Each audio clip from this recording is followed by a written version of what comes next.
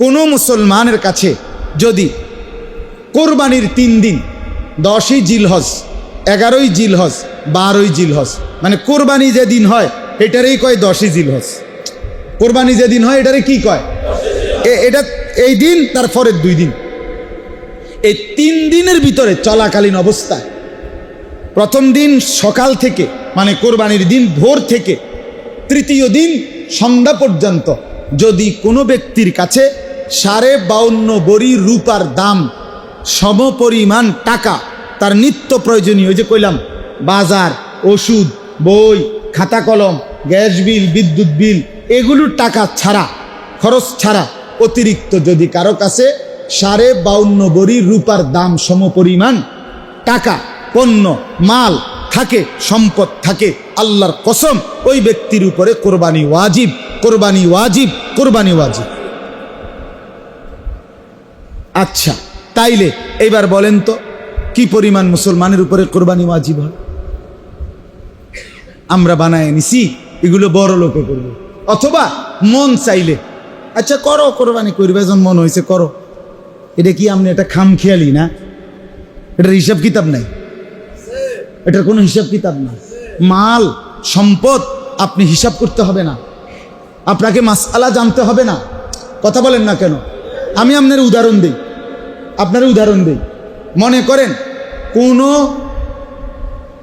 ছেলে সৌদি আরব বা যেখানেই থাকুক, বিদেশ থাকে, তো সে প্রত্যেক মাসেই বা 2 মাস পর পরেই বাড়িতে বাপমার জন্য কখনো 30,000 কখনো 20,000 টাকা পাঠায় ছেলেটা।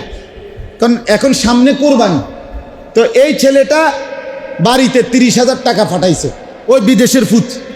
পাঠানোর পরে এখন এই 30,000 টাকা দিয়া বাপমার নামে 2 শরিক কোরবানি দিছে। ভালো কথা, কোরবানি দিছে, বাপমার কোরবানিও আদায় হয়েছে, তারার কোরবানি দিছে ঠিক আছে। কিন্তু এই ছেলেটা, যে ছেলেটা বিদেশে আছে আজ 2 বছর 3 বছর ধরে, তার কাছে 52.5 ভরি রূপার দাম হইল সর্বোচ্চ যদি 1,000 টাকা বড়ি হয় তাহলে 52,500, আর কখনো কখনো 1200-1300 টাকাও রূপার বড়ি হয়, আবার কমেও 700-800 টাকাও হয়। আমি ধরে নিলাম 60,000, ধরে নিলাম কয় হাজার, চূড়ান্ত একবারে নিখুঁত সংখ্যাটা আপনি দোকান থেকে জেনে নিতে পারবে, 60,000 টাকা। এখন ওই ছেলেটার কাছে, বিদেশে যেই ছেলেটা, তার কাছে তার নিজস্ব ব্যাংকে অ্যাকাউন্টে অথবা যে কোনো মাধ্যমে তার কাছে কি আরো 60, 1 লাখ, 2 লাখ টাকা নাই? তাহলে এই ছেলেটার উপরে কোরবানি ওয়াজিব কিনা? কথা বলেন না? তাহলে তার যে বাপমার নামে কোরবানি দিল, তো এর কোরবানি আদায় হয়েছিনি? তো আমাদের সমাজে কি পরিমাণ মুসলমান এরকম করে বলেন না কেন? বাপমার কোরবানি না দিলেন আপনি, বাপমার কোরবানি আদায় হইল, কিন্তু এর কোরবানি কই? তাইলে 10 বছরও যদি সে বাবা মার কাছে টাকা দিল, ঠিক আছে, ওদের নামে কোরবানি হইল, কিন্তু এর কোরবানি আদায় হয় নাই। নবীজি বলছেন যে কোরবানি সামর্থ্য থাকার পরেও দিল না, ফালা ইয়াকরাবান্না মুসাল্লানা, সে যেন আমাদের মুসলমানদের ঈদগাহে নামাজ পড়তে না আসে। তুই আসবি না, সাবধান, তুই আইবি না বেটা, তোর ঈদের নামাজের দরকার নেই, তুই উঠতেলা, তুই হতার থাক, উড়িস না। কথা বুঝছেন? বলেন। আচ্ছা বলেন, তাইলে কি করতে হবে? বাবার কোরবানি সেটাও আপনি দিলেন, ইহসান করলেন। আমার আব্বারে আমি একটা লুঙ্গি কিনে দিছি, এর লাগে আমার আর লুঙ্গি কিনানোর দরকার নেই, ওটা আসে না, লাগতো না লুঙ্গি। তো আমার আব্বারে আমি কোরবানির লেগে টাকা দিছি দেখিয়া আমি আর কোরবানি দিতাম না, এটা কথা হইল? তো আমার আব্বারে যে আমি আগে টাকা দেই, আপনি তো টাকা সবসময়ই দেন, তাহলে এখনকারটা দিলে আপনারটা বাদ যাবে কেন? কথা বুঝছেন কিনা? তাহলে ছেলের কোরবানি দিতে হবে কিনা আলাদা? বলেন, আলাদা দিতে হবে। 2 ভাই চাকরি করে, ব্যবসা করে, যেটাই করুক, একসাথে সংসার, দোনোজনে মিল্লা 15,000 করিয়া 30,000 টাকা আব্বারা তুড়ে দিছে। আব্বা আপনি মুরব্বী মানুষ, সামনের নামে কোরবানি দেন, গোস্ত না কদ্দুর খাউন, যায় দে আপনি ভাগ করে দিয়েন, আমগো দোনো করে, আপনি তো এই দোনো করে খাইবেন, আর কি তা গোস্ত না খাওন? না, গোস্ত না খাওন। আর কিতা মানছে না কয় কোরবানি টোরবানি কিতা কয় কয়, কিন্তু মূল তো গোস্ত খাওয়া। দোনো ফুতে কামাই করে, তাহলে দোনো জনের উপরে এই 60,000 মানে 52.5 ভরি রূপার দামের সমপরিমাণ টাকা থাকার কারণে দোনো জনের উপরে কোরবানি ওয়াজিব কিনা? তাহলে দোনো জনের কোরবানির বিকল্প বাবার নামে কোরবানি দিলে এই দুইজনের কোরবানি হইল তো এরা গুনাহগার হবে না? তো এরা ঈদের নামাজ যাইব কেমনে? তার আব্বা না শুধু যাইব, এরা শুধু গোস্ত না খাইব। নবীজি নিষেধ করছে তো, যাইতে না, মানা করছে, তুমি আইসো না, ইয়ার জায়গা নাই, মসজিদে জায়গা নাই, তুমি তোমার বেডির লগে বাইত নামাজ পড়ো। তাইলে বলে আমি একটু আগেও বলছি 6 জন শরিক কোরবানি দিছে, মনে করেন 6 শরিক হয়ে গেছে একটা গরুতে, তাহলে আর রয়েছে কয় শরিক? 1 শরিক। তো তারা দোনো ভাইয়ে সালাকি করে, দোনো ভাইয়ে মিল্লা, দোনো জনেরই কিন্তু কোরবানি ওয়াজিব, আলাদা আলাদা টাকা আছে দোনো জনের, কিন্তু বখিলি কইরা দোনো ভাই 15,000 করে 30,000 টাকা দিয়া 1 শরিক কোরবানি নিছে। ওই কার লগে? ওই 6 শরিক লাগো লগে, বোঝেন নাই কথাটা? তাহলে এরা শরিক হইল কয়টা? একটা। আগে আছে কয়টা? কিন্তু এদের কোরবানি ওয়াজিব হইছে 2 জনের না 1 জনের? 2 জনের। তাহলে মূলত শরিক হইল কয়টা? 8টা। বোঝেন নাই আপনি কথা? এরা না মিথ্যা কথা বললো, কিন্তু এদের কোরবানি তো ওয়াজিব হইছে 2 জনের উপরে। তাহলে এখন এরা যখন 2 জনে 1টা টাকা দিয়া শরিক হইল, তো কিন্তু মূলত শরিক কয়জন এনে? না, 8 জন। 1 জনের কোরবানিও হবে না। ওই 6 জন তুইও মরছ, তা করে লইয়া মরছ, কারো কোরবানি হবে, কাগো কোরবানি হবে। তো যদি আপনি বলেন যে মিশা কথা কইছে কা তারা, আপনারা তো আগেই বলছে শরীয়তে কোরবানির ক্ষেত্রে মাসআলা সাথীদের সাথে যারা শরিক তাদের লগে মুজাকারা করা, আলোচনা করা, তাদেরকে জানাইয়া শুনাইয়া শরিক নির্বাচন করা। আমনে কারুম আসতে আসতে দেখি বন্ডরুটি খাওননি। কোরবানি মানে কি চা দিয়ে বন দিয়ে ভিজাইয়া খাওয়ান? কথা বলেন না কেন? কোরবানি মানে কি রাইতে চিড়ে ভিজাইয়া সকালে গুড় দিয়ে খাওয়ান? তো তাহলে আপনি খামখেয়ালি করলেন কেন? শেষ কথা, অতএব আপনাদের কাছে আমার মেহেরবানি করে আমি সচেতনতার জন্য এতগুলো কথা বললাম, সব মিলাইয়া বিস্তারিত ব্যাখ্যা আপনারা আরো ওলামায়ে কেরামের কাছ থেকে জেনে নিন। বলেন ইনশাআল্লাহ। দয়া করে জানা দরকার, খামখেয়ালি করেন না। কোরবানি ইবাদত, কোরবানি গোশত খাওয়ানো। কোরবানি কি না? গোশত। হজ ইবাদত, হজ ভ্রমণ না। হজ কি নয়? ভ্রমণ না। হজ ভ্রমণ না। হৃদয়ের সবচেয়ে বেশি ভালোবাসা হজ। হজ মানে আল্লাহর ঘরে ঘুরা, হজ মানে ভালোবাসার ঘুরাঘুরি। হজে গেছে বান্দা আল্লাহর ভালোবাসায়, আল্লাহ তারে ঘুরায়। কাবা ঘরে আসো, ঘুরো। ঘুরছো, যাও ওইখানে সাফা বারোয়ায় যাও, যাও ওখানে ঘুরো। ঘুরছো তুমি, যাও এখন মিনাতে যাও, মিনাতে যাও, যাও ওইখানে আল্লাহ বিল্লাহ করো। সারছো মিনা, চলো আরাফাতে যাও, যাও ওইখানে যাও। ওইখানে গেছে, আরাফাত থেকে সন্ধ্যা হয়েছে, একটু শরীরে মানে এতক্ষণ পরিশ্রম করল, আরে না আসো, হাঁটো মুজদালিফায় আসো, মুজদালিফার থেকে আবার মিনা আসো, মিনা থেকে আবার কাবায় আসো। মানে শুধু তারে ঘুরাচ্ছে, তারে শুধু কি করতেছে? ঘুরাইতেছে। আল্লাহ তাআলাকে যদি জিজ্ঞাসা করেন, বান্দা বলে আল্লাহ আইলাম হজ করতে, আপনি দিকে না আড়াইতেন আছে, আপনি দি ঘুরান, ঘটনাটা কি? আল্লাহ বলেন ঘুরতে থাকো, আমি মাফ করতে থাকি। ঘুরা শেষ, রাজা আকা ইয়াউমিন ওয়ালাদাতহু উম্মুহ, মায়ের পেট থেকে নতুন বাচ্চা যেমন নিষ্পাপ, তোমারও বাইর করব নিষ্পাপ। খালাস। আমার বাসায় ওয়াশিং মেশিন আছে, আমার বাসা তো ওয়াশিং মেশিনের সিস্টেম হলো কাপড়টা দিলে এটা 10 মিনিট ঘুরে, খটখট খটখট খটখট করে ঘুরে, তো এটা ঘুরে সাফ হয়, ঘুরে সাফ হয়। 10 মিনিট পরে ঘুরতে ঘুরতে এটা বাইর হয়, যখন এটা পরিষ্কার।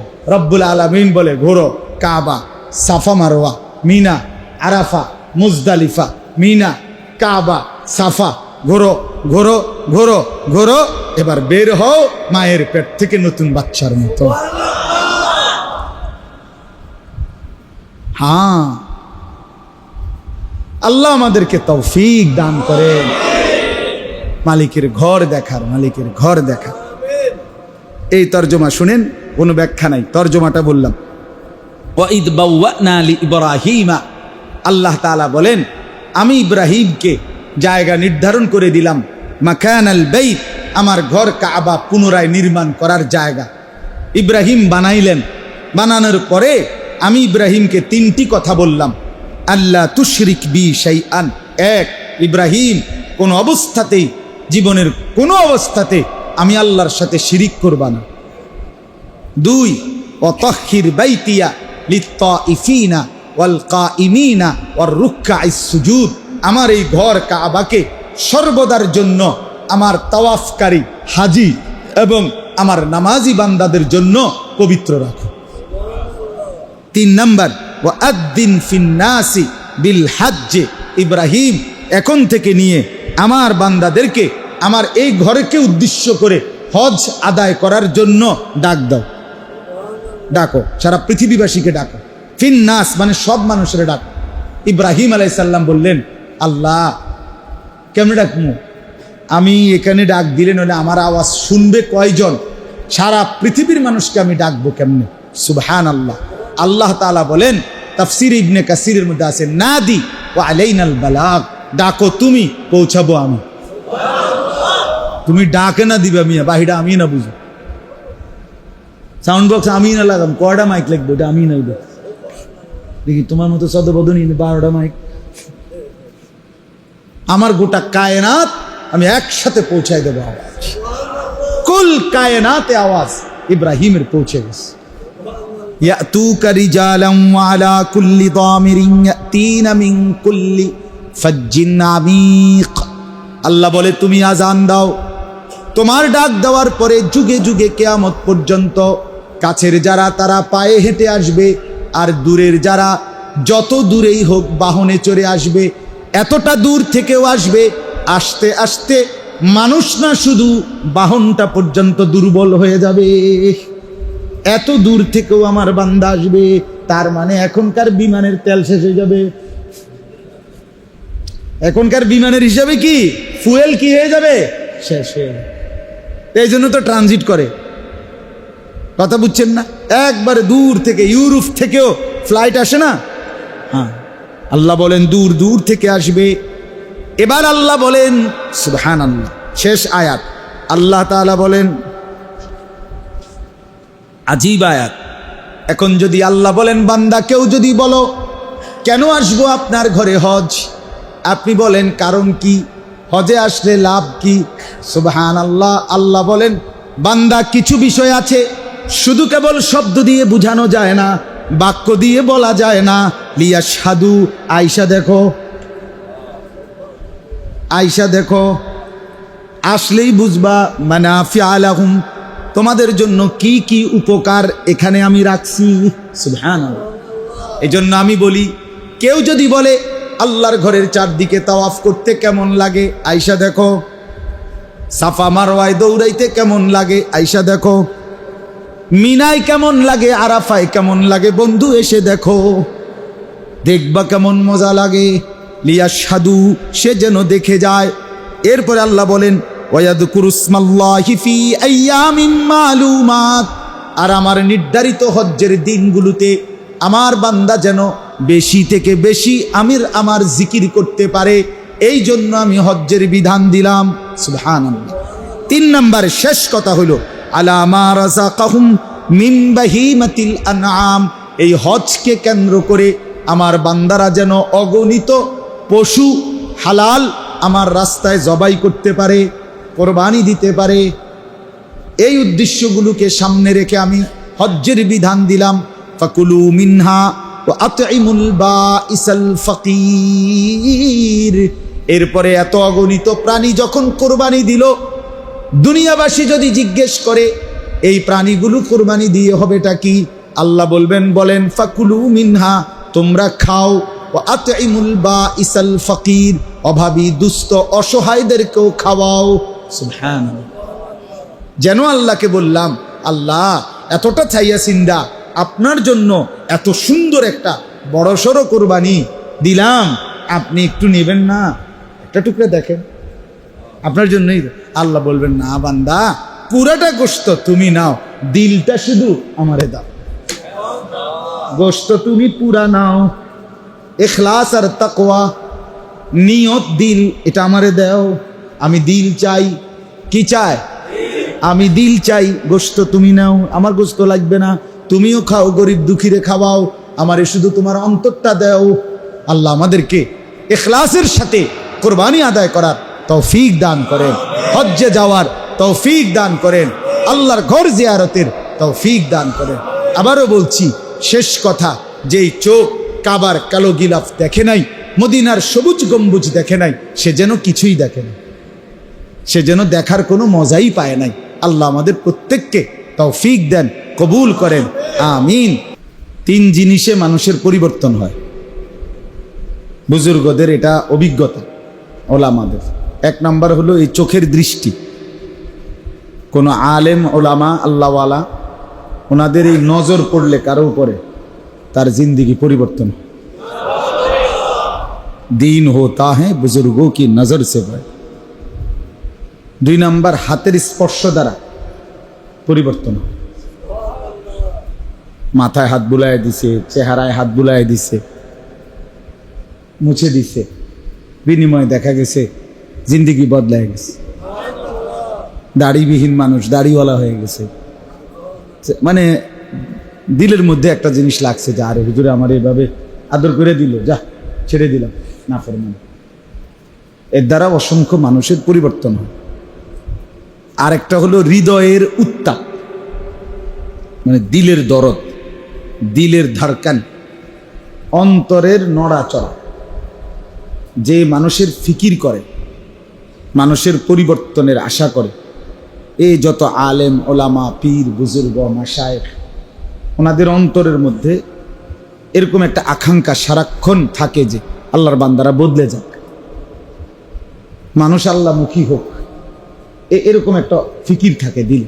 তো এরকম কোনো দিলওয়ালার কাছে যদি কেউ বসে, সোহবত, সান্নিধ্য, সাহচর্য, সরাসরি বসা, এই দিলের এই ধরপর, দিলের এই উত্তাপ, আল্লাহ পাকের মহব্বত, মারেফাতের এই দিলের নড়াচড়া, এটা ওই ব্যক্তির দিলের মধ্যে ট্রান্সফার। এজন্য 3 জিনিস, চোখের নজর, হাতের স্পর্শ আর সরাসরি সোহবত, মানে যার কারণে অন্তরের দিলের উত্তাপ, এর দ্বারা মানুষের পরিবর্তন। এজন্য মাঝখান দিয়ে যদি আপনি আপনার বরাবর এই মোবাইলটা ধরে রাখেন আপনার হাতে, তাহলে আপনি আর আপনার হুজুর, তার থেকে আপনি একটা আলাদাভাবে বেড়া দিয়ে দিলেন, গ্যাপ করে দিলেন, তাইলে এতে দিলে ঢুকবে না। এজন্য শুধু আজকের জন্য না, সব সময় এটা মনে রাখবে। ওরা যে স্ট্যান্ড লাগায় সেটা একটু ভিন্ন হয়, যে তারা তো স্ট্যান্ড লাগাইয়া বসে যায়, কিন্তু আপনি তো সারাক্ষণ এটার দিকে তাকায় থাকেন, এতে আপনার অন্তরে জমবে না। এজন্য সব সময় যত বড় ওয়াইজি হোক, আপনি শুনেন, আপনি বদলাইলে একটা জাতি বদলাবে, একটা ঘর বদলাবে। আপনার পরিবর্তনের দ্বারা, আপনার আহাজারি দ্বারা, আপনার হৃদয়ের উত্তাপের দ্বারা আল্লাহ তাআলার আরো বহু বান্দা বদলে যায়।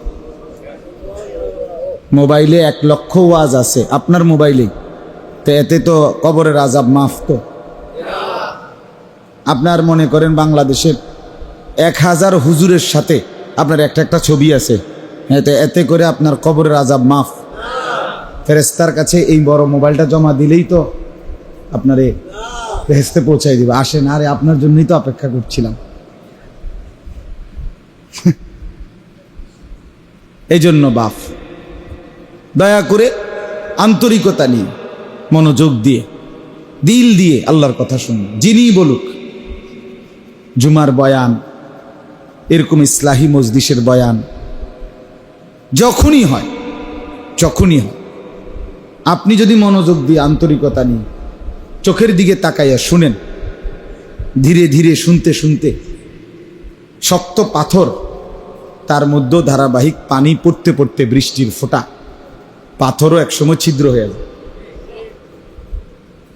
পাথরও একসময় ছিদ্র। আপনার আমার দিল তো পাথর না, এটা একটা গোশতের টুকরা। আল্লাহ নবী সাল্লাল্লাহু আলাইহি ওয়াসাল্লাম বলছেন, মানুষের কলব, মানুষের অন্তর, এটা কি পাথর? না না, মুদগা, মুদগা। আলা ওয়া ইন্না ফিল জাসাদি মুদগা। নবী সাল্লাল্লাহু আলাইহি ওয়াসাল্লাম বলেন, দেহের মধ্যে একটা গোশতের টুকরা আছে ভিতরে, ইজা সালাহাত সালাহাল জাসাদু কুল্লু, ওটা ঠিক হয়ে গেলে পুরা দেহ ঠিক। ওয়া ইজা ফাসাদাত ফাসাদাল জাসাদু কুল্লু, ওইটা নষ্ট হয়ে গেলে পুরা দেহ নষ্ট হয়ে যায়। আলা ওয়াহিয়াল কলব, শোনো সেটাই হচ্ছে কলব। তাহলে কলব, অন্তর, দিল, এটা কি পাথর? না, গোশতের টুকরা। তাহলে পাথর যেখানে ধারাবাহিক বৃষ্টির ফোঁটা পড়লে ছিদ্র হয়, আপনার দিল ছিদ্র হবে না কেন? আপনার দিলে ঢুকবে না কেন? আপনারটা তো পাথর না। বদলাবে ইনশাআল্লাহ। হতাশ হইতে নাই। কি হইতে নাই? হতাশ। মোমেনের জন্য হতাশা কুফর।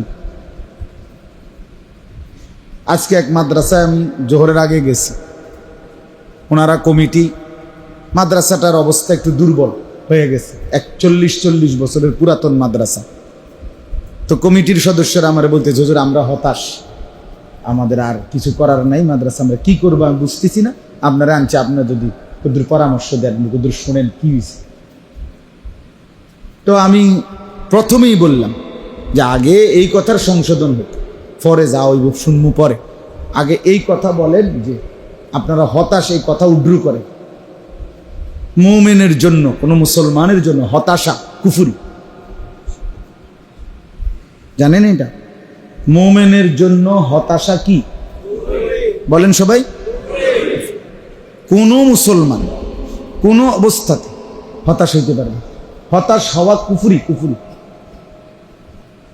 কোরআনুল কারীমের মধ্যে আছে, আল্লাহ তাআলা বলেন, ওয়ামান ইয়াকনাতু মির রাহমাতি রাব্বিহি ইল্লা দাল্লুন। এই যে কোরআনের আয়াত, আল্লাহ তাআলা বলেন আল্লাহর রহমত থেকে হতাশ হয়, নিরাশ হয় একমাত্র সে পথভ্রষ্ট গোমরাহ যে। তাহলে মুমিন কি হইতে পারে না? হতাশ হবে যে দাল্লুন, গায়রিল মাগদুবি আলাইহিম ওয়ালাদ দাল্লিন। এই যে ওয়ালাদ দাল্লিন, এই দাল্লিন যে বেঈমান, কাফের, পথভ্রষ্ট, সে হতাশ। আরো মজার উদাহরণ শুনেন, আমি ওনাগরও বলছি। ইয়াকুব আলাইহিস সালাম ছোট্টবেলায় ইউসুফকে হারায় ফেলছে, 10 ভাই মিলে ষড়যন্ত্র করে কূপে ফেলে দিছে। আপনারা জানেন, মানে আমি সংক্ষেপে বলতেছি মূল কথাটা। তো হারাইয়া যাওয়ার পরে 40 বছর একটানা, তাফসিরে স্পষ্ট আছে, তাফসিরে ইবনে কাসির, কোন কোন বর্ণনায় আছে 80 বছর, তবে প্রসিদ্ধ মত হলো 40 বছর। 40 বছর পর্যন্ত একটানা ইয়াকুব আলাইহিস সালাম এই ইউসুফের জন্য আল্লাহর কাছে কাঁদছে, তার তালাশ, কাঁদছে আল্লাহর। ওয়াবিয়াদ্দাত আইনাহু মিনাল হুজনি ফাহুয়া কাযীম। কোরআনে আছে, কাঁদতে কাঁদতে, সূরা ইউসুফে আছে, ইয়াকুবের 2 চোখ সাদা হয়ে গেছে, অন্ধ হয়ে গেছে। কিন্তু 40 বছর পরে মিশর এবং কেনান সহ অতদ অঞ্চলে দুর্ভিক্ষ লাগছে। কেনান হলো, মানে ইয়াকুব আলাইহিস সালামের বাড়ি হলো ফিলিস্তিনে, এখন যেটা ফিলিস্তিন, এখানেই কেনান। তো ফিলিস্তিন আর মিশর কাছাকাছি, এই যে রাফা বর্ডার নিয়ে যে এখন সবচেয়ে বেশি তুলপাট, এটা তো মিশরের সাথে বর্ডার। ফিলিস্তিনের সাথে গুরুত্বপূর্ণ বর্ডার হলো মিশরের বর্ডার। তো এই কেনান, তো এখানেও দুর্ভিক্ষ দেখা দিছে, মিশরেও। তো মিশর, সবাই খবর পাইছে যে মিশরে অর্থমন্ত্রী যিনি, উনি এই দুর্ভিক্ষের কারণে সময়ে স্বল্প মূল্যে খাবার বিক্রি করে। চারদিক থেকে মানুষ অল্প অল্প টাকা দিয়ে দিয়া, স্বর্ণ মুদ্রা, রৌপ্য মুদ্রা দিয়ে দিয়া খাবার আনতেছে। ইয়াকুব আলাইহিস সালামও ওনার এই 10 ছেলেকে ওই মিশরে খাবারের জন্য পাঠাচ্ছে। তো 3 বার মোট তারা খাবার কিনতে গেছে, 3 বারে। তো আমি যেটা বলতেছি, 3 বারে এই 40 বছর পরে তিনবারই ইয়াকুব আলাইহিস সালাম ওই 10 ছেলেকে দেওয়ার সময় বলছে, বাবা খাবারের জন্য তো যাচ্ছ মিশরে, কিন্তু আমার ছেলেটাকে তালাশ করো। ইউসুফকে কি করো? তালাশ করো। তো প্রথমবার, দ্বিতীয়বার, তৃতীয়বারেও যখন বলছে, ছেলেরা রাগ হয়ে গেছে। আপনারে কইলাম আজ 40 বছর ধরে হুদা কামে কাম দেন, একটা কথা বুঝেন না, কিচ্ছু না।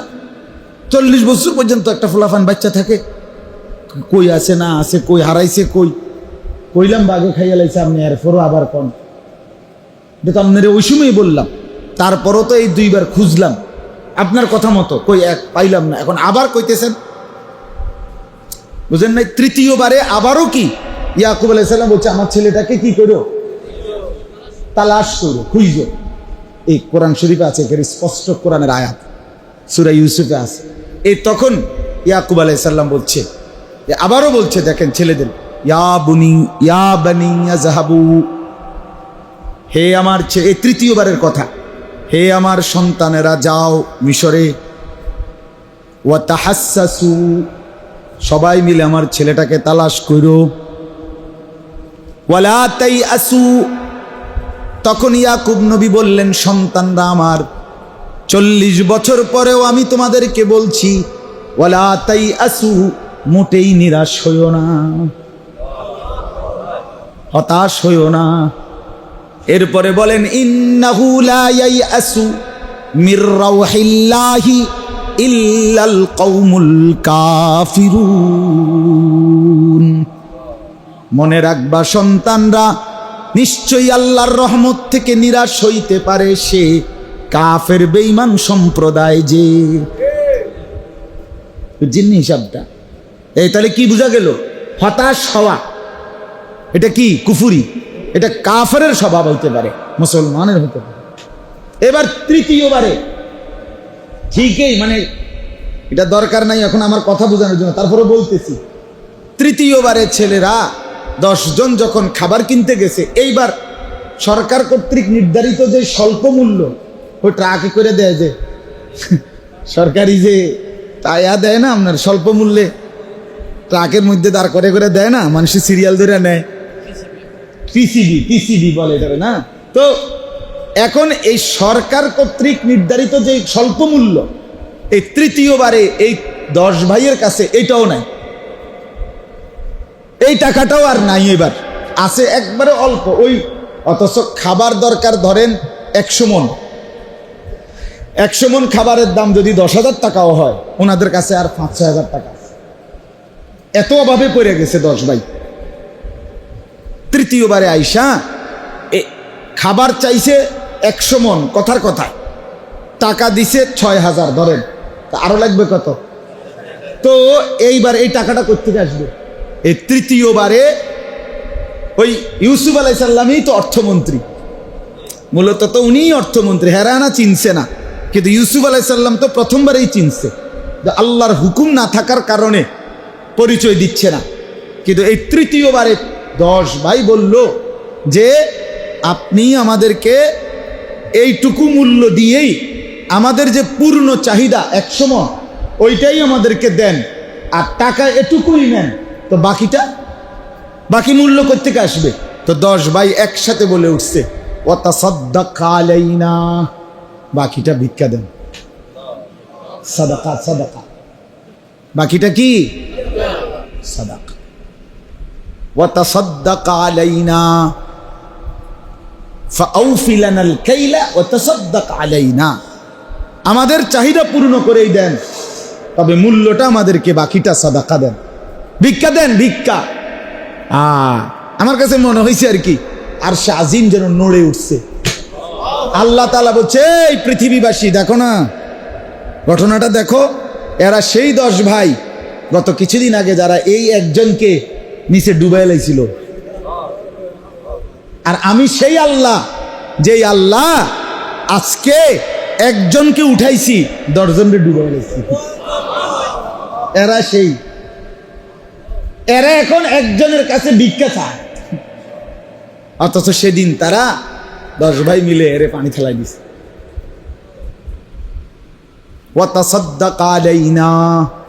তো তাফসীরের মধ্যে লিখছে, ইউসুফ আলাইহিস সালাম যখন এই 10 ভাই এটা বলে ফেলছে, আজকে আমাদেরকে সাদাকা দেন, আপনি আমাদেরকে ভিক্ষা দেন, তো ইউসুফ আলাইহিস সালাম আর চোখের পানি ধরে রাখতে পারে নাই,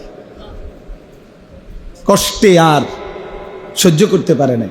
তখন ইউসুফ আলাইহিস সালাম পরিচয় দিয়ে বলে ফেলছে আর কি, কথা মানে এমন ভাবে বলছে ইউসুফ আলাইহিস সালাম 10 ভাইকে লক্ষ্য করে বলছে, ক্বালা হাল আলিমতুম মা ফাআলতুম বিইউসুফা ওয়া আখিহি ইয আনতুম জাহিলুন। সূরা ইউসুফের আয়াত।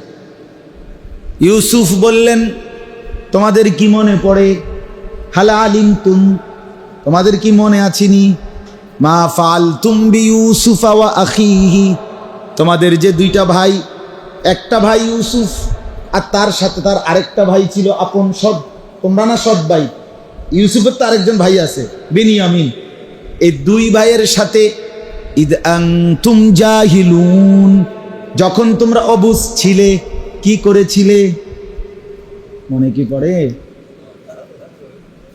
এরা একটা লাভ দিয়ে উঠে, আরে আরে ক্বালু আইন্নাকা লা আনতা ইউসুফ, 10 ভাই একসাথে বলে উঠছে, তাহলে কি তুমি আমাদের সেই ভাই ইউসুফ নাকি? না, তুমি এভাবে দাগ নম্বর খতিয়ান নম্বর সহ, আমরার বাড়ি কেনান, তোমার বাড়ি কি মিশর, আমরা হইলাম ফিলিস্তিনের, তুমি হইলে অ্যাঙ্কার, তুমি আমগো ভাই আবার হেবড়ার লগের ভাই, দুজনের নাম জানলা কেন, তুমি নাকি ইউসুফ? ক্বালা আনা ইউসুফ ওয়া হাদা আখি, ইউসুফ আলাইহিস সালাম বললেন, হ্যাঁ আমি সেই ইউসুফ, আর গত সফরে কৌশল করে যারে আটকায় রাখছিলাম সেই আমার ভাই বিনিয়ামিন। ওই দ্বিতীয়বারে একটা কৌশল কইরা, হ্যাঁ চুরির একটা কৌশল করাইয়া কি করে লাইছে, এই যারে আটকায় রাখছি সেই আমার ভাই, ওয়া হাদা আখি, মানে বিনিয়ামিন তখন পাশে বসা ছিল। কাদ মান্নাল্লাহু আলাইনা, এরপরে ইউসুফ বললেন, ভাইয়া শুনে নাও ভাই আমার আল্লাহ রব্বুল আলামিন বারবার আমার উপরে অনুগ্রহ করেছেন। তোমরা চেয়েছিলে ফেলে দিতে, আমার মালিক চেয়েছেন তুলে ধরতে, তোমরা চেয়েছিলে নামায়ে দিতে, জুলাইখা চেয়েছে ফাঁদে ফেলতে, আমার আল্লাহ চেয়েছেন সুপবিত্র উচ্চ মর্যাদা সম্পন্ন বানাইতে। এভাবে আমারে যতজন নিচে ফেলতে চাইছে আমার মালিক ধরে ধরে আমারে উপরে তুলে দিছে। কাদ মান্নাল্লাহু আলাইনা, আল্লাহ আমাদের উপরে বারবার বারবার দয়া করেছেন। এরপরে ইউসুফ 10 ভাইকে বললেন, ভাই শুনে নাও, কিয়ামত পর্যন্তের জন্য বলে দিচ্ছি, ইন্নাহু মান ইয়াত্তাকি ওয়া ইয়াসবির ফাইন্নাল্লাহা লা ইউযীউ আজরাল মুহসিনিন। যুগে যুগে যে আল্লাহকে ভয় করে গুনাহ বর্জন করবে আর আল্লাহর জন্য সবর করবে, ধৈর্য ধরবে, আল্লাহ এমন নেককারের একটা কর্ম বিফলে যেতে দিবেন না। তাকওয়া এবং সবর, আল্লাহকে ভয় করে গুনাহ বর্জন করিলে আর আল্লাহর জন্য সবর করিলে আল্লাহ তাআলা তার প্রত্যেকটা কর্মে বিনিময় দিবে। সে হাসলেও নেকি, কাঁদলেও নেকি, হাঁটলেও নেকি, বসলেও নেকি, কথা বললেও নেকি, চুপ থাকলেও নেকি। ইন্নাল্লাহা লা ইউযীউ আজরাল মুহসিনিন, মুহসিনিনের কিছুই আল্লাহ বিফলে যেতে দেন না। হ্যাঁ, এই যে একটা ভাইয়ের উদাহরণ না। আচ্ছা, মজার কথা হইল কোরবানির কথা আপনারা শুনতে চাইছেন না, তো এখানেও ভাইয়ের উদাহরণ। এখানেও ভাই কইছে আরেক ভাইরে, ভাইয়া মারে লাইবা না, মেরে ফেলো সমস্যা নাই, বাকি শুনে নাও। ওয়াতলু আলাইহিম নাবা আবনাই আদামা বিল হক, আল্লাহ বলেন, বন্ধু আমার, নবী আমার, আদমের 2 সন্তানের, তারা 2 ভাইয়ের ঘটনাটা সত্য সত্য পৃথিবীবাসীকে শুনান। ইদ কাররাবা কুরবানান, বোনের বিবাহকে কেন্দ্র করে আমি আল্লাহর হুকুমে যখন দুই ভাই আমি আল্লাহর জন্য কোরবানি করল,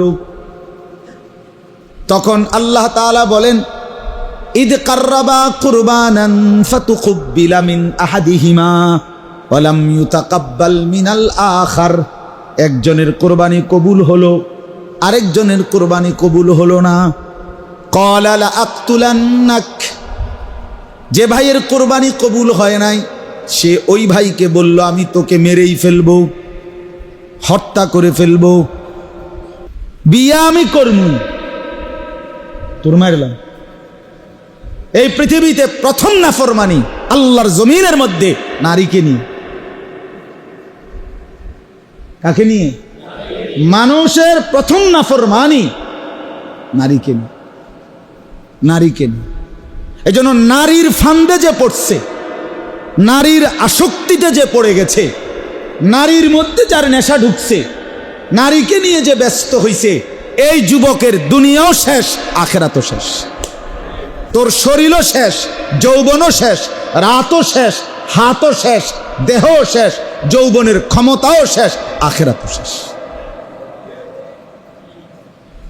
আখিরাতও শেষ। কোনো সন্দেহ নেই। যে সন্তান, যেই যুবক সারা রাত উলঙ্গ ছবি দেখে, নর্তকীর নাচ দেখে, জেনা ব্যভিচারের দৃশ্য দেখে, যেখানেই নারী সেখানে পিছনে ঘোরে, ভিন কোনো মেয়ের সাথে প্রেমে পড়ে, নারী ছাড়া তার জীবনে স্বপ্ন সাধনা বলতে আর কিছু নাই। এই লক্ষ লক্ষ কিশোর তরুণের, যুবকের, ইয়াং উঠতি বয়সের ছেলেদের হাতে বড় মোবাইলের একটাই কারণ নারী। এক সপ্তাহ, চেয়ারম্যান সাহেব, এক সপ্তাহ শুধু চ্যালেঞ্জ করলাম আমি, এক সপ্তাহ যদি এই কথা সরকারি বা কোনোখানে বা আন্তর্জাতিকভাবে সিদ্ধান্ত হয় যে নারীর কোনো ছবি কোনোভাবেই মোবাইলে আসবে না, কোনোখান দিয়ে টিপলেই আইতো না, বইটির ছবি আইতো না, এক সপ্তাহের ভিতরে হাজার হাজার বড় মোবাইল কটকুটিওয়ালায় কটকুটি খাইবে, সম্পাপ্রি খাইবে, সম্পাপ্রি মোবাইল দিয়ে কি খাইবে? সম্পাপ্রি, কটকুটি। অন্তর কটকুটি নাই মনে নাকি? আমরা না, আচ্ছা আছে কিনা কইতারি না, অনেক দিন হইছে খাই না। ছোটবেলায় খাইছি, কটকুটি খাইছি, আবার ওই যে লাল লাল যে হাওয়াই মিঠাই, এটি যে দিলে যে নাই, এগুলো অনেক কিনা খাইছি। আমার মনে আছে একবারে আস্তা ভালো ওষুধের বোতল আব্বাই আনছে, সিরাপ সিরাপ বোতল, একেবারে নতুন ওষুধ, ওষুধ সব রয়েছে এখনো, ফানে আসতে ফালাই দিয়া বোতল বেচালাইছি কটকটি লেগা, মানে কটকটি ওলারে দিয়া। মায়ে জিজ্ঞাসা করছে ওষুধ খুঁজতে খুঁজতে বুঝছে যেগুলো আমরা বেচালাইছি। তাইলে আমার বাপ তো নারীর আসক্তি, নারী দূষণীয় নয়, গুনাহ ভিন, নারীর আসক্তি দূষণীয়। নারী মানেই অপবিত্র না, কথা বলেন না কেন? নারী মানেই খারাপ না, নারী মানেই মন্দ কিছু না। নারী আল্লাহ তাআলার সৃষ্টি। কার সৃষ্টি? তো সে মন্দ হবে কেন? নারী যদি মা, সে তো আমার জান্নাত। নারী যদি মেয়ে, সে তো আমার জান্নাত। নারী যদি বোন, সে তো আমার জান্নাত। নারী যদি স্ত্রী, সে তো আমার চরিত্রের, আমার আখলাকের সবচেয়ে বড় সার্টিফিকেট। রাসূলুল্লাহ সাল্লাল্লাহু আলাইহি সাল্লাম বলেন, খাইরুকুম খাইরুকুম লিনিসাইকুম ওয়া আনা খাইরুন লিনিসাই। তোমাদের মধ্যে সর্বোত্তম পুরুষ, চরিত্রবান, উত্তম, যে তার স্ত্রীদের কাছে উত্তম। আমি মুহাম্মদ আমার স্ত্রীদের কাছে উত্তম। জিজ্ঞাসা করে দেখো, সাহাবীরা খুঁজে খুঁজে সবচেয়ে কম বয়সী স্ত্রী যিনি, স্বামী হলো 53 বছর বয়সের আর স্ত্রী হলো 9 বছর বয়সের, বয়সের বিশাল ব্যবধান। কাজে এবিডিরে ঠিক মতো হক আদায় করে মন খুশি রাখতে পারছে কিনা, এটা একটু কঠিন ব্যাপার, একটু কঠিন না? এই জন্য আম্মাজান আয়েশা রাদিয়াল্লাহু তাআলা আনহাকে জিজ্ঞেস করছে, ওনারে জিজ্ঞাসা লোকা চিন্তা করছে, এই সবগুলো বিবির মধ্যে সবচেয়ে কম বয়সী বিবি হলো কে? আয়েশা। তার স্বামী হলো 53 বছরের নবী সাল্লাল্লাহু আলাইহি সাল্লাম, স্ত্রী হলো 9-10 বছরের। তো উনাকে জিজ্ঞেস করছে, মা বলেন রাসূলুল্লাহ সাল্লাল্লাহু আলাইহি ওয়াসাল্লামের আখলাক কেমন। আম্মা জান আয়েশা রাদিয়াল্লাহু তাআলা আনহা বললেন, আমা কারাতুমুল কোরআন, আরে তোমরা কি কোরআন পড়ো না? সাহাবীরা বললেন, হ্যাঁ পড়ি তো, কোরআন তো আমরা নিয়মিতই পড়ি। তো আম্মা জান আয়েশা বলেন, কানা খুলুকুহুল কোরআন, তার চরিত্রই তো কোরআন, তার চরিত্রই তো কোরআন। সার্টিফিকেট দিছে, কড়া সার্টিফিকেট, ঠিক কিনা বলে, একদম কড়া সার্টিফিকেট। তাহলে স্ত্রী নারী যদি হয় তো সে তো পবিত্র, কিন্তু নারী যদি হয় রাস্তার নারী, নারী যদি হয় মোবাইলের নর্তকী, নারী যদি হয় সিনেমার নর্তকী, নারী যদি হয় হারাম প্রেমিকা, হ্যাঁ, তো সে জাহান্নামের টুকরা, সে জাহান্নামের টুকরা। তো হাবিল তার ভাই কাবিলকে বলল, তা আমি যেটার জন্য বলছিলাম, যখন তাকে বলল মেরেই ফেলবো তোকে, তখন তিনি বললেন, ভাইয়া মারো আর না মারো, যাই করো সেটা কোনো বিষয় না, তবে একটা কথা শুধু জেনে নাও, পৃথিবীবাসীর জন্য বলে দেই, কিয়ামত পর্যন্তের জন্য বলে যাচ্ছি, ক্বালা ইন্নামা ইয়াতাকাব্বালুল্লাহু মিনাল মুত্তাকিন, নিশ্চয়ই আল্লাহ তাআলা কিয়ামত পর্যন্ত কুরবানি কবুল করবেন কার? মুত্তাকি, তাকওয়া থাকবে যার, আল্লাহকে ভয় করে গুনাহ ছেড়ে দিবে, যে আল্লাহকে ভয় করে যে গুনাহ ত্যাগ করবে, মনে রাখবা ভাইয়া, যুগে যুগে আল্লাহ তার কোরবানি কবুল করবেন। দেখেন দুই ভাইয়ের কথা মিলছিনি। ওইখানে ইউসুফ 10 ভাইকে বলছে, ভাই ইন্নাহু মাইয়াত্তাকি, যে তাকওয়া অবলম্বন করবে আল্লাহ তার কিছুই বিফলে যেতে দিবেন না। হাবিলও বলছে কাবিলকে, ভাই নিশ্চয়ই তাকওয়া থাকবে যার, কোরবানি কবুল হবে তার কোরবানি। এজন্য বাপ আমার, ভাই আমার, বন্ধু আমার, এটা আমি বলতে চাচ্ছিলাম যে আমরা প্রত্যেকেই এই কথাটুকু উপলব্ধি করা উচিত। আমি যে কথার দ্বারা শুরু করছিলাম, যে আমরা যদি আন্তরিকতার সাথে, ইখলাসের সাথে, তাকওয়ার সাথে আল্লাহর কথা শুনি, ধীরে ধীরে এই বলতে বলতে, শুনতে শুনতে ইনশাআল্লাহ পরিবর্তন হবে। হতাশ হইতে নাই। যে কথার থেকে চলে গেছিলাম মনে আসেনি, যে মোমেন কি হইতে পারবে না, না হইতো না হুজুর, এত বড় অজাত হইতো না, ওটা সিদ্ধান্ত দিয়ে চাচার ফুতের ব্যাপারে কি দিয়ে দিছে, একবারে রেজুলেশন করে দিছে, হইতো না, কিতে হইতো না, আর মানুষ হইতো না, আর পড়ালেখা করতো। বহুত বুঝাইছে, কয়বার বুঝাইছেন চাচা? নাহলে 200 বার, নাহলে 2000 বার, নাহলে 20,000 বার। নূহ আলাইহিস সালাম যে বুঝাইছে 950 বছর, কথা বোঝেন নাই? জি, 950 বছর। ওয়ালাকাদ আরসালনা নূহান ইলা কওমিহি ফালাবিসা ফীহিম আলফা সানাতিন ইল্লা 50 আমা। আল্লাহ বলেন, নূহকে আমি পাঠিয়েছি তার জাতির কাছে, সে তাদের মধ্যে অবস্থান করেছে 1050 কম বছর, মানে 950 বছর। 950 বছর আর 950 টাকা এক কথা না। 950 টাকা মানে তো 50 টাকা কম, 1000 টাকা। কিন্তু 950 বছর মানে আপনার আমার বাপ দাদা 14 গোষ্ঠী কয়জনের হায়াত হিসাব করে বলেন। 950 বছর এক টানা নূহ নবী নিজ কওমকে বলে গেছে, কখনো রাতে কখনো দিনে, লাইলাম ওয়া নাহারা, রাতেও দিনেও কোরআনে আছে। নূহ নবী বলেন, আল্লাহ রাতেও বলেছি, দিনেও বলেছি। আল্লাহকে নূহ নবী বলছেন, ওয়া ইন্নী দাউতুহুম জিহারা, আল্লাহ প্রকাশ্যে ঘুরতে ঘুরতে বলছি, আসরারতু লাহুম, গোপনে গোপনে বলছি, আলানতু লাহুম, ঘোষণা দিয়ে দিয়ে বলছি, একজন একজন করে বলছি, 10 জন 10 জন করে বলছি। যতভাবে সম্ভব মাওলা আপনার কথা আমি বলতেই থাকছি। 950 বছর বলার পরেও যেদিন নৌকা ছেড়ে দিবে, তুফানের পানি উঠে গেছে, পানি দেখা যায় ওয়াফারাত তান্নুর, চুলার ভিতর থেকে পানি বের হয়ে গেছে। নূহ নবী বুঝছে আল্লাহর তুফান শুরু হয়ে গেছে, নৌকাটার মধ্যে উঠবে, ছেড়ে দিবে। এই মুহূর্তেও 950 বছর পরেও নূহ নবী নিজ ছেলেকে শেষ মুহূর্তেও আবার ডাক দিছে, ইয়া বুনাইয়ার কাম মানা। তো কোরআনের আয়াত।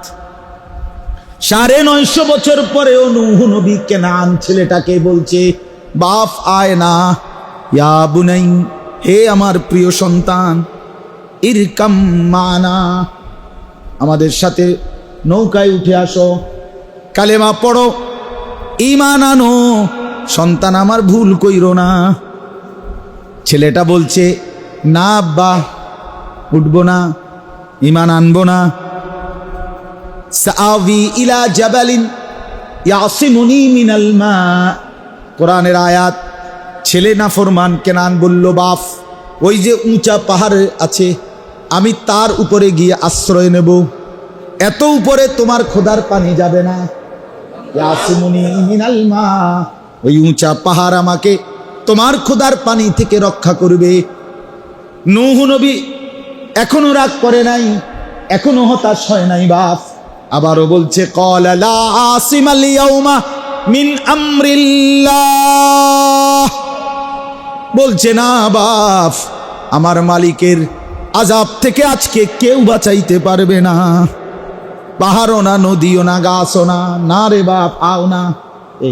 এখানে আছে তাফসিরে। আহা, বাবা ছেলেটাকে এভাবে ধরে কেনান, নূহ নবী ছেলেটাকে ঈমানের দিকে টানতেছে, ছেলেটা ছুটে যাচ্ছে কুফরের দিকে, বাপ টানে ঈমানের দিকে, ছেলে চলে যায় কুফরের দিকে।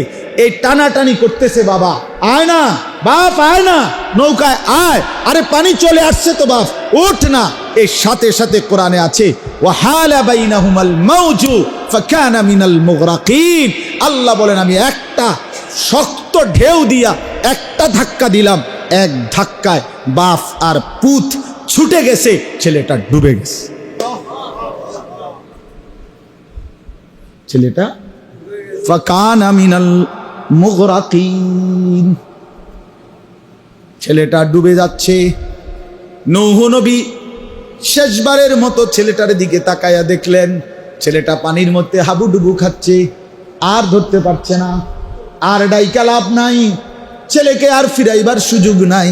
কিন্তু খোদার কসম বাপ, নূহ নবী কেমন বাপ দেখো বাপ, এই মুহূর্তেও তিনি হাল ছাড়ে নাই।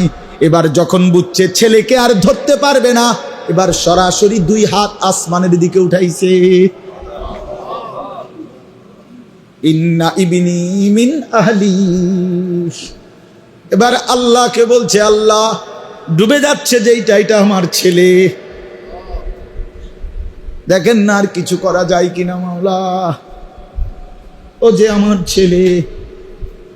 ইন্না ইবনি মিন আহলি ওয়া ইন্না ওয়াদাকাল হক ওয়া আনতা আহকামুল হাকিমিন।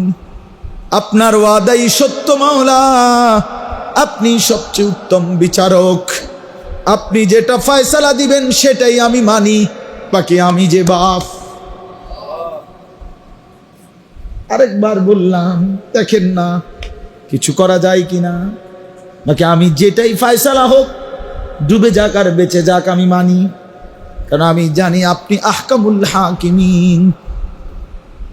ক্বালা ইয়া নূহ ইন্নাহু লাইসা মিন আহলিক ইন্নাহু আমালুন গায়রু সালিহ। নূহ আলাইহিস সালামকে আল্লাহ ডাক দিয়ে এবার বললেন, নূহ সাবধান, আর একবারও বলবা না ইন্নাহু লাইসা মিন আহলিক, এমন শক্ত বেঈমান তোমার সন্তান হইতে পারে না। ইন্নাহু আমালুন গায়রু সালিহ, এটা তো সম্পূর্ণ বেআমল সন্তান, যার কোনো নেক আমল বলতে নাই। ফালা তাসআলনি, আর কিছু আমার কাছে চেয়েও না। এ তখন তাফসিরে আছে নূহ নবী শেষ হাত নামায় ফেলছে, 4 হবে, মালিক কি করে দিছে, ফিরাই দিছে। ফালা তাসআলনি, আর কিছু চেয়েও না, হবে না, আর আমি দেব না ফিরাইয়া। আমার বাপ এই জন্য হতাশ না হই, হতাশ হবেন না, বলতে হবে বারবার। আমি তো বলি এমন চমৎকার মসজিদ, মাশাআল্লাহ, দিল তো জুড়ায় গেল। এই মসজিদে নিয়মিত ইসলাহি মজলিস হওয়া দরকার। নওজোয়ান আপনারা দায়িত্ব নাও, মহল্লার নওজোয়ান ছেলেরা তোমরা ভাইয়া তোমরা উদ্যোগ নাও। ইমাম সাহেবকে মাশাআল্লাহ, আমি 10 মিনিট হবে ইমাম সাহেবের বয়ান, একেবারে বেতাকাল্লুফ, কোন রকম এমনি বলছি। আমি ওইখানেই জিজ্ঞেস করছি ওনারে যে কে বয়ান করতেছে, চমৎকার কথা বলছেন, যে কদ্দুর কথা বলছেন আমি আইসা শুনছি, অনেক সুন্দর কথা বলছেন, অনেক সুন্দর, অনেক সুন্দর, অনেক সুন্দর। আপনি বলেন, আপনি বলেন, মানুষ কম হোক, আপনি বলেন। জনপ্রিয়তা ধোকা, জনপ্রিয় বক্তা আইলে লোক হবে, জনপ্রিয় বক্তা না আসলে লোক হবে না। লোক দিয়ে কি আপনি ঘাস কাটবেন না? কথা বোঝেন নাই আপনি? জনপ্রিয়তা ধোকা। প্রধান বক্তা, বিশেষ বক্তা, সাংঘাতিক বক্তা, মারাত্মক বক্তা, সিরিয়াস বক্তা, ধোকা ধোকা ধোকা ধোকা ধোকা, সব ধোকা। ফজরের পরে বলুক আর জোহরের পরে, আসরের পরে, মাগরিবের পরে, এশার পরে 1 মিনিট, 10 মিনিট, 1000 মিনিট যিনি বলেন আল্লাহর কথা তিনি আহসান, তিনি দামি। ওমান আহসানু কাওলাম মিম্মান দাআ ইলাল্লাহ, আল্লাহ বলে তার চাইতে উত্তম কার কথা যে আমি আল্লাহর দিকে মানুষকে ডাকে। তা আল্লাহ তো এখানে সবাইকে বলছে আহসান, সবাই প্রধান বক্তা, আবার বিশেষ বক্তা কি? হ্যাঁ, সব আখিরাতের ফেরিওয়ালা, সবাই কি আখিরাতের ফেরিওয়ালা। নিজ মসজিদের ইমাম সাহেবকে কদর করে। মাওলানা সুন্দর বলছেন, ইদা সাররাতকা হাসানাতুকা ওয়া সাআতকা সাইয়্যাতুকা ফাআনতা মুমিন। নবী সাল্লাল্লাহু আলাইহি সাল্লাম সাহাবীকে হাতে ধরে বুঝাই দিয়েছে, শোনো, নেক কাজ করলে যদি তোমার দিল খুশি হয়, গুনাহ এবং মন্দ কাজ করলে যদি কলিজার মধ্যে ব্যথা লাগে, আহা কি করলাম, আহা জামাত ছুটে গেল, আহা ফজর ছুটে গেল, এই গুনার কাজ করার পরে যদি কষ্ট লাগে, নেক কাজ করলে যদি ভালো লাগে, ধরে নাও এখন তুমি মুমিন। যদি এর থেকে নিচে না যায়, এর থেকে নিচে, তো আল্লাহ রাসূল বলছে ধরে নাও ঈমান আর নাই। 30 বছর সুদের লেনদেন করো, কোনো নড়াচড়া নাই, বিবেকের কোনো দংশন নাই, চেহারার মধ্যে কোনো লজ্জিত অনুভূতি নাই। আরে বেটা তোর ঈমান আছে কিনা খোঁজ নে বেটা, এই নাফরমান খোঁজ নে বেটা। খোদার 365 দিন, 1 বছরে নাফরমান, কোনো দিন ফজরের নামাজ পড়লা না, 1 দিন না 2 দিন না, 1টা বছর টানা কোনো দিন ফজরের নামাজ পড়ো না, তোমার চেহারায় কোনো লজ্জার কোনো অনুভূতিও নাই, বিব্রত কোনো ভাব নাই, ঈমান আছে কিনা আরেকবার জিজ্ঞাসা করো ইমাম সাহেব। কলিজার কোনো দংশন থাকবে না, বিবেকের কোনো দংশন থাকবে না। আরে কয় কি? এই বাপ বলেন না, এই ছেলেরা বলো না ভাইয়া, বলো। 1 বছর কোনোদিন ফজরের নামাজ পড়লা না, কোনোদিন মনে পড়লো না রবের কথা? হায়, আর কোনোদিন তাইলে ভোরবেলায় তোমার মালিককে সেজদা দিবা না? ইয়া আইয়ুহাল ইনসান মা গাররাকা বিরাব্বিকাল কারীম। আল্লাহ বলেন, বান্দা আমার মতো দয়ালু মেহেরবান মনিব থেকে কে তোমাকে ধোঁকা দিয়ে নিয়ে গেল? এমন কোন বন্ধুকে পেলে বান্দা, যাকে পেয়ে আমার মতো মনিব ছেড়ে দিলে? কে সে? কে সে? চেয়ারম্যান সাহেব তোমার কয়টা প্রয়োজন পূরণ করবে?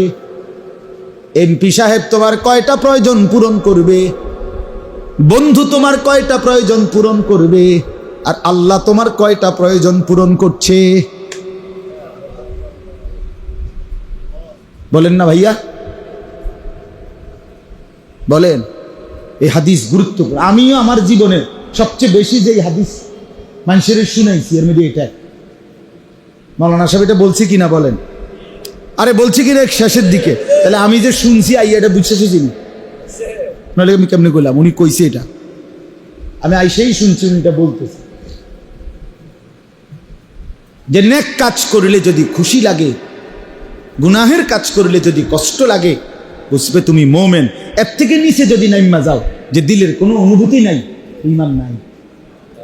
20 বছর ধরে আপনার ঘরে প্রতিদিন রঙিন টেলিভিশন চলে, আপনার বউ বাচ্চা স্ত্রী ছেলে মেয়ে নাচ গান নর্তকীর ছবি প্রতিদিন দেখতে চায়, যে 20টা বছর আরো ঢাকায় আমনে নিজে বিদ্যুৎ বিল দেন, এরপরে যা ডিশের বিল আমনে দিতেছেন আপনার টাকা দিয়া। এটা যে গুনাহ, এটা যে পাপ, এটা যে নাফরমানি। এই যে বউ বাচ্চা এই নর্তকীর নাচ জেনাবে বিচারের নাচ গান দেখে, এটা যে জাহান্নামে যাওয়ার কারণ, এটা কি কোনোদিন মনে পড়বে না? হ্যাঁ, কোনোদিন আর মনে পড়বে না? এটা সিদ্ধান্ত করে লাইছেন তাহলে আপনার জীবনের জন্য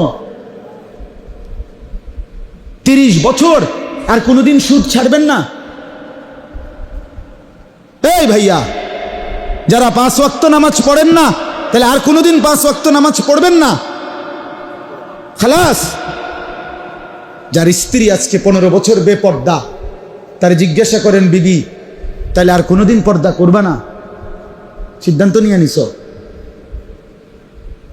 হ্যাঁ, ছেলেটাকে জিজ্ঞেস করেন, কিরে বাপ, এতদিন লাগাতার গুনাহের পরেও দিলটা নড়ে না? বিবেকের কোনো দংশন হয় না?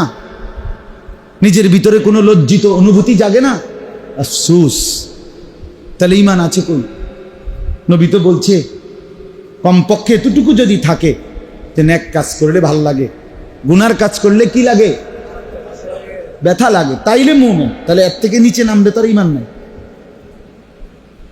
এর থেকে তো নিচে নামলে ঈমান। কি পরিমাণ মুসলমান ফজরের নামাজ পড়ে না বলে? এই যুবক কয়জন ফজরের নামাজ পড়ো না বলো? কতদিন ধরে পড়ো না ভাইয়া? রাসূলুল্লাহ সাল্লাল্লাহু আলাইহি ওয়াসাল্লাম স্পষ্ট বলছেন যে ফজরের নামাজ পড়ে না সে খবিস। খবিস, খবিস, খ বড় শিকার বি তালিবা স, খবিস। তুই খবিস। কি বিষ? খবিস, খবিস বেটা, খবিস বেটা। শুদ্ধ কথা কও তুমি। খবিস আবার শুদ্ধ কথা কও কিতা? কেমন আছেন আঙ্কেল? ভালো আছেন? ভালো আছেন? আপনি শুদ্ধ মারেন, আপনি তো খারাইয়া মতেন। আপনি শুদ্ধ কথা কন কিতেন? আপনি তো মুত্তা ফানিলন না, আপনি অপদার্থ শুদ্ধ কন কিতেন? হ্যাঁ, আপনি খবিস। আপনি ভদ্র কিসের আবার? কি পড়ালেখা করছেন ঘোড়ার ঘাস? বলেন, চ্যালেঞ্জ করেন মিয়া, বুঝায় দেন কি পড়ালেখা করছেন।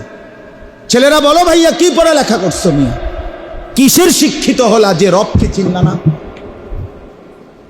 কি জ্ঞান আহরণ করলা যে জ্ঞান তোমাকে মালিক চিনাইল না, মনিব চিনাইল না?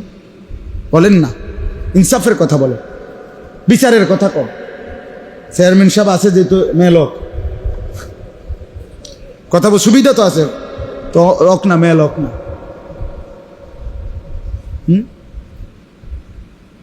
যে পেশাব করে পানি নেয় না, যার শরীরে প্যান্টে মুতের গন্ধ, তার চাইতে নিকৃষ্ট, অভদ্র, অসভ্য আর কেউ হইতে পারে?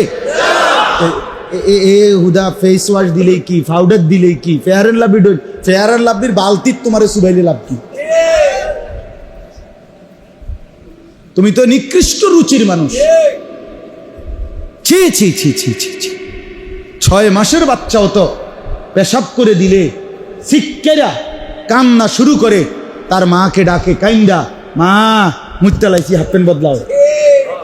আর এত বড় দামরা, এত বড় দামরা সারাদিনে 5-7 বার পেশাব করে এতটি ফোটা পেশাবের প্যান্টের মধ্যে এত দুর্গন্ধ নিয়া তুই হাঁটো।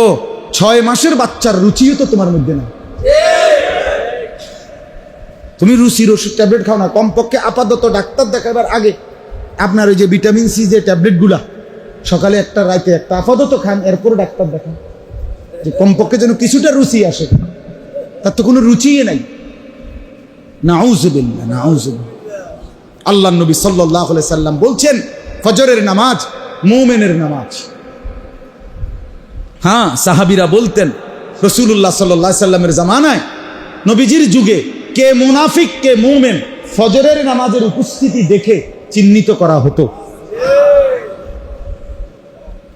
হ্যাঁ, ফজর ফজর কোন নামাজ? ফজরের নামাজ, মুমিনের নামাজ। ইন্না কুরআনাল ফাজরি কানা মাশহুদা। রব্বুল আলামিন বলে ফজরের নামাজ বান্দা শুনে নাও, আমার মুমিন বান্দাও একত্রিত হয়, আমার কোটি কোটি ফেরেশতাও মসজিদে একত্রিত হয়। ফজরের নামাজ, ইন্না কুরআনাল ফাজরি কানা মাশহুদা।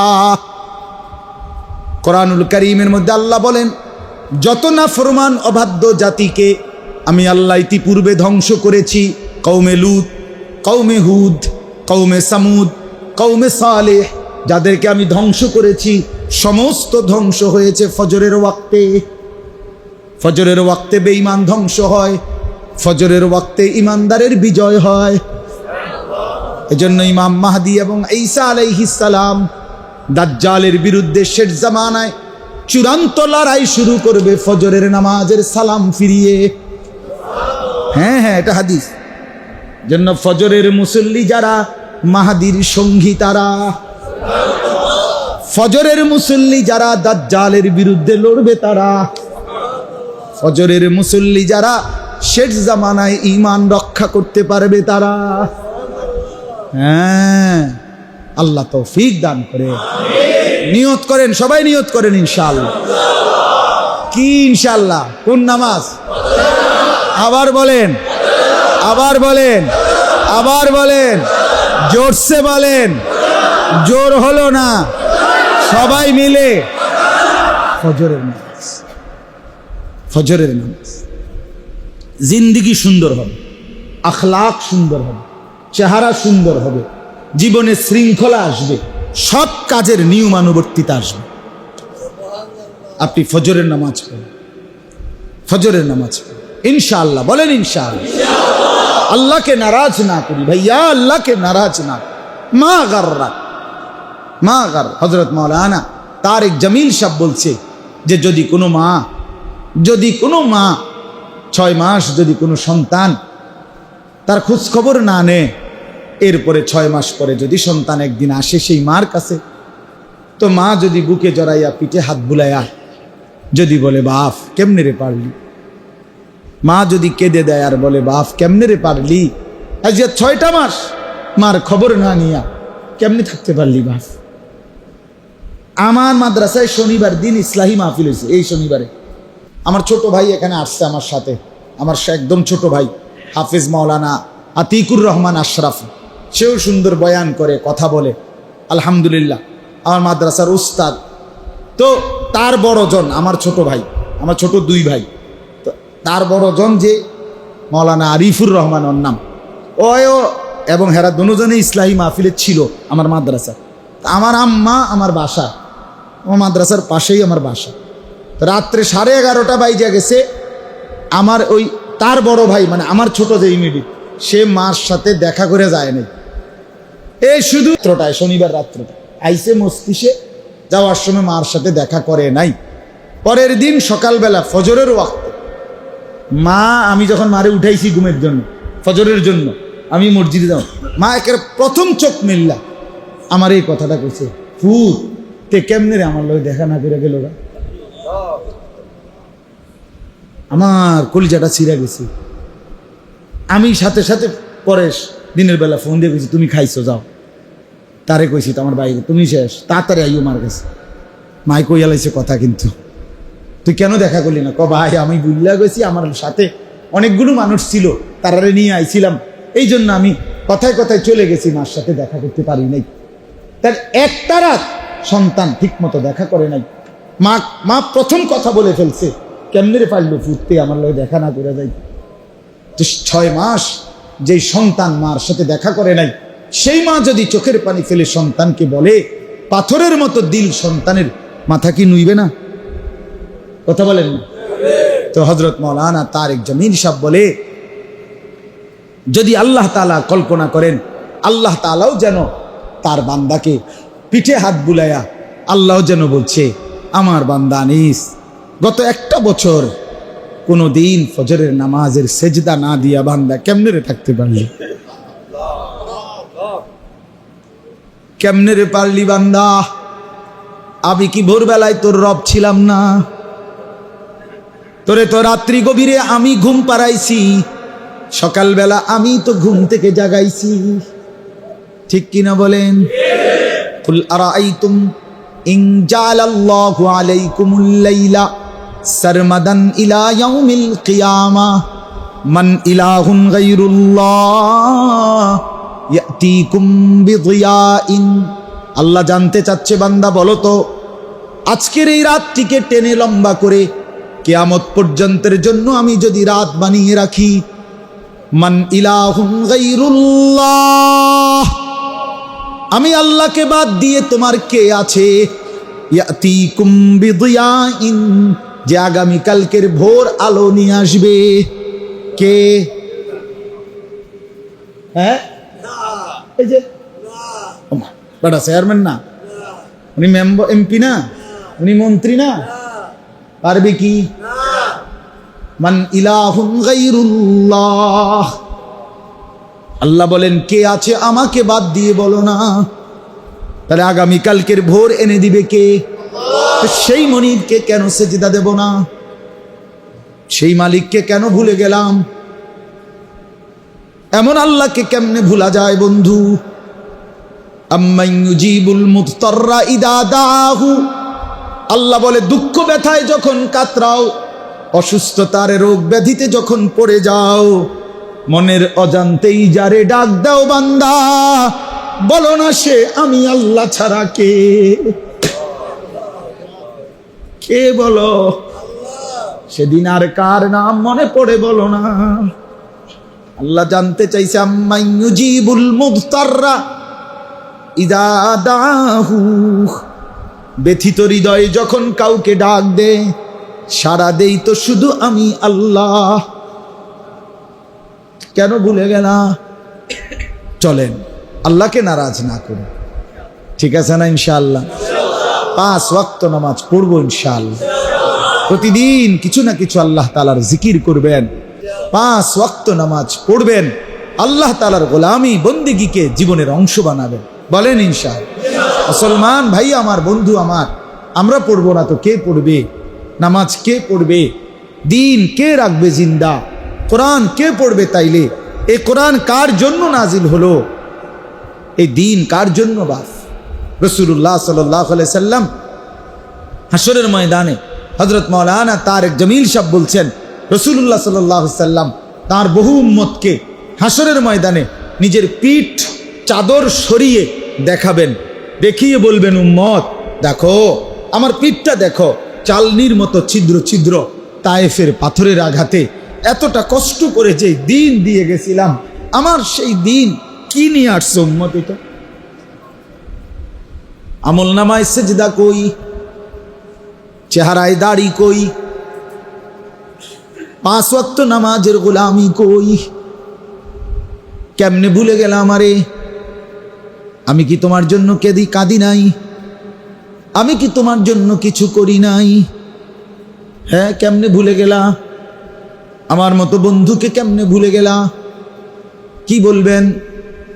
জিন্দিগি ভর এত টাকা রোজগার করলেন, অথচ একবারও বন্ধুর রওজায় যাওয়ার স্বপ্ন জাগলো না কেন? হ্যাঁ, জীবনের এত সম্পদ কামাই করলেন, একবারও মাওলার কালো গিলাফের ওই ঘর দেখতে মন চাইল না কেন? যে চোখ আল্লাহর ঘর দেখে নাই সে আর দেখলো কি? যে চোখ মদিনার সবুজ গম্বুজ দেখে নাই সে আর দেখলো কি? साहिल से लगेगा कभी मेरा भी सफीना, देखेंगे कभी शौक से मक्का ও মদিনা। পূর্বের বুজুর্গরা বলতেন, হায় আমার ভালোবাসার নৌকা, আমার ভালোবাসার তরী, কোন দিন ভিড়বে লাগবে সেই মদিনা। আমি কি যাব না আমার মাওলার মক্কা মদিনা? এখন হজের মাস, এখন কিসের মাস? স্বপ্ন দেখেন, কল্পনা করেন, দিল থেকে চান, আল্লাহর কাছে চাইতে হবে। বাপ আল্লাহর কাছে চাই। হজ এক মুমিনের ভালোবাসার সর্বোচ্চ ইবাদত। কেউ আল্লাহকে ভালোবাসে, এটার সর্বোচ্চ প্রমাণ আল্লাহর ঘরের হজ। কেউ রাসূলুল্লাহ সাল্লাল্লাহু আলাইহি সাল্লামকে ভালোবাসে, এটার সর্বোচ্চ প্রমাণ রওজা পাকের হাজিরি।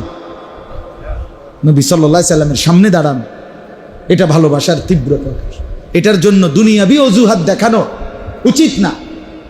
মাঝবয়সী মুরব্বীরা আপনাদেরকে বলি, হজের জন্য ওই ছেলে এখনো বিয়ে করার নাই, মাইয়া বিয়ে দেন নাই, বাইক বিল্ডিং কাম শেষ হয় নাই, দুইটা ফোলা বিদেশ পাঠানো বাকি, আরো কদ্দুর জমি কিনুন বাকি।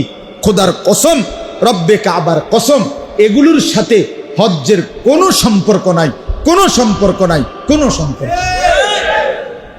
কোন মুসলমান তার কাছে যেই পরিমাণ সম্পদ, তার ঘরের স্ত্রী সন্তানের মৌলিক প্রয়োজন পূরণ করার পর আল্লাহর ঘরে যাওয়া, থাকা, আসা, ফিরে আসা, এইটুকুর জন্য যেই টাকা লাগবে, এই টাকা আর ঘর পরিবারের এই সময়ের মৌলিক খরচাদি, এই দুইটা মিলাইয়া তার নিত্য মূল জিনিসের অতিরিক্ত, হাওয়ায় যে আসলির অতিরিক্ত যদি এই পরিমাণ সম্পদ থাকে, টাকায় হোক, জমিতে হোক, অন্য কিছু দিয়ে হোক, তাহলে ওই ব্যক্তির উপরে হজ ফরজ।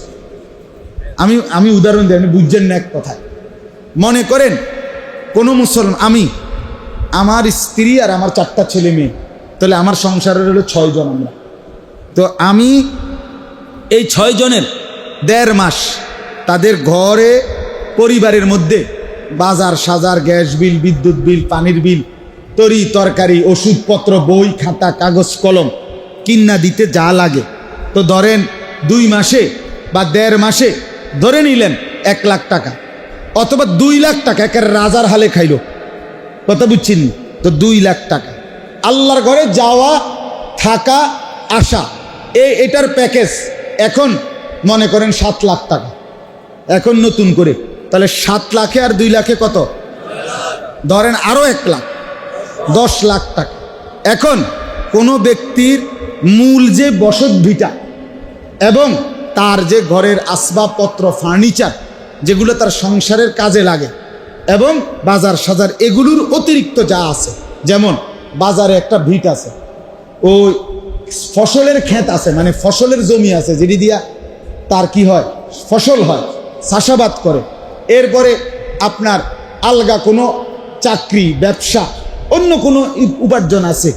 এরপরে 2000 মণ, 4000 মণ ধান বিক্রির টাকা আছে, ইত্যাদি ইত্যাদি যা আছে, এই সবগুলো মিলাইয়া যদি এই দাম 10 লাখ টাকা হয়, তাহলে এই ব্যক্তির উপরে হজ করা ফরজ। একের সরাসরি ফতুয়ার কিতাবে আছে। মনে করেন আপনার আমার বসত বিটা ছাড়া এই কোনা দিয়া আমার 10 শতক জায়গা আছে, ক্ষেত। কেমন? এই 10 শতক জায়গার থেকে 3 শতক জায়গা যদি আমি বিক্রি করি, তাহলে মনে করেন 3 লাখ করে শতক, তো 3 তিরিকা 9 লাখ। তাইলে এই 9 লাখ টাকা দিয়া হজে যাওয়া আসা সম্ভব? কথা কয় না, সম্ভব?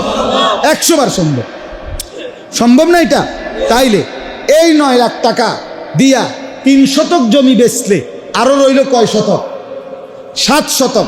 ওই 7 শতক দিয়েও আর কিছু যদি না থাকে, ওই 7 শতক দিয়েও তো আমার সংসার চলবে।